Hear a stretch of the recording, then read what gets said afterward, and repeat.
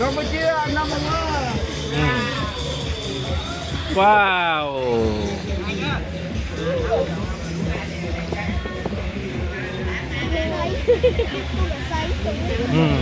Tôi cả xây.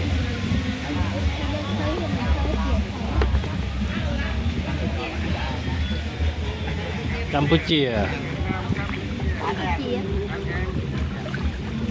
Miền hiền thon Việt ô mà nhom mình bảo.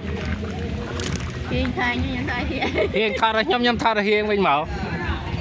Hả? Hiền trên Việt ô thon là nhom thon là cô anh mình. Bảo tên nhom thon con em mình cợt.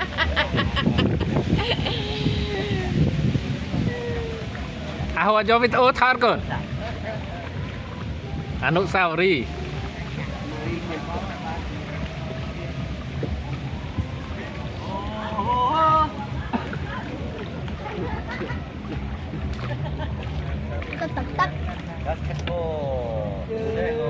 Bác lưu lên bo kìa đây bo cái dừa nó xạo hết rồi. Lớn chứ không ạ?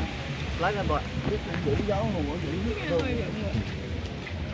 Bây giờ bắt dưới đây mình đây là bố đồng hơi à? Ừ.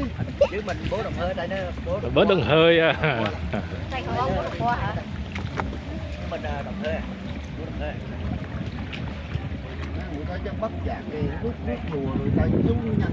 Hãy giữ cái bắt đó nó rộng nước chứ giữ dưới là Rồi xả rồi. giữ cái dưới vùng đấy. Chú đây. Chú là cây già. Nước lấy. Đấy. Bắt được kìa. Đúng. Đúng. Hello. Đủ đơn vị rồi đó. Đủ đơn vị.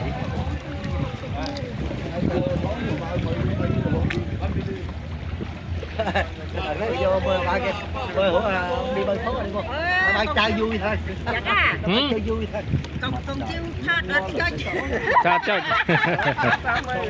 à thế hiền ở đã thon đạp đi mình rồi chú bà hồi cho tu sắp mà thon còn thon bị tấu à thon đạp đi kẻ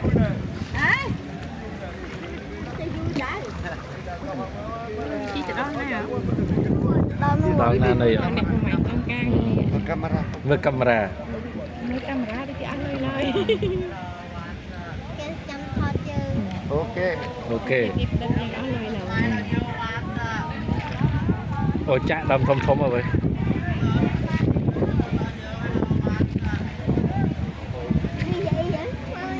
Cái gì Việt Nam?